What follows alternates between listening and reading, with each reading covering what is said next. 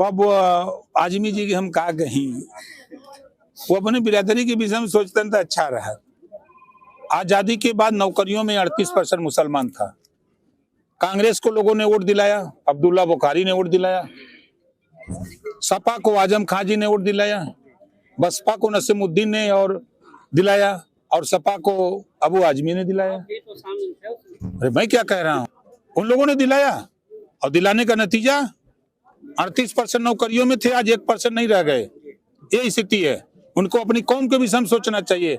आपने कहा हम वहीं थे, आज उठा के देखिए, अभी मंच से बोला हूँ 27% आरक्षण, किसी की हिम्मत नहीं है समाजवादी पार्टी की जबान खुल जाए शिक्षक घोटाला कि भारतीय समाज पार्टी के द्वारा एक जनसभा का कार्यक्रम हम लोग जिले में विधानसभा में करते हैं।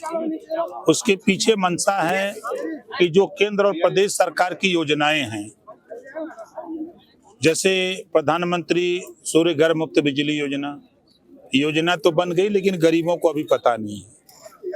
5 लाख गरीबों के रोजगार के लिए कानून तो बन गया, इनको पता ही नहीं है। आयुष्मान कार्ड के लिए कानून तो बन रहा है, बहुत से लोग परेशान हैं। जो हम लोगों के पंचायत सहायक हैं, पंचायत सचिवालय बना है, जो लोग जाते थे जनसेवा केंद्रों पर, अब वो सुविधा हम उनको गांव में ही देने जा रहे हैं। हम सारी सुविधा, चाहे ऑनलाइन जितने भी फॉर्म भरने हैं वहीं भरवाएंगे।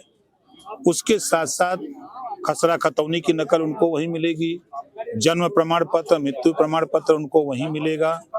उनको बिजली का बिल भी जो लोग जमा करना वहीं जमा करेंगे।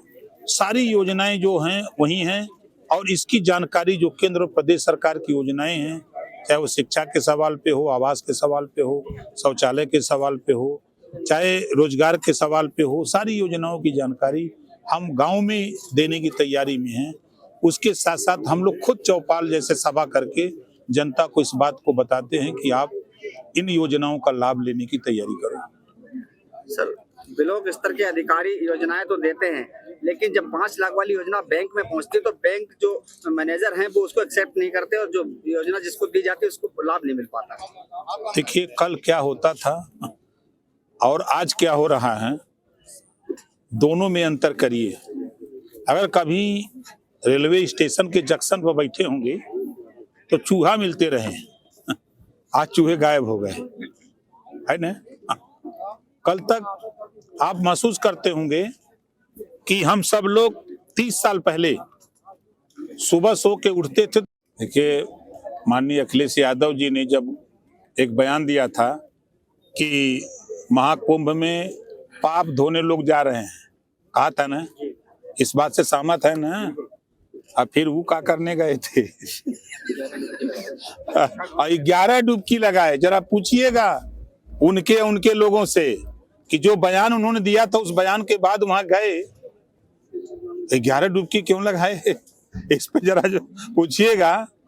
देखिए, वो आस्था का केंद्र है, और लंबे समय से आज नहीं, हजारों साल से वो परंपरा है।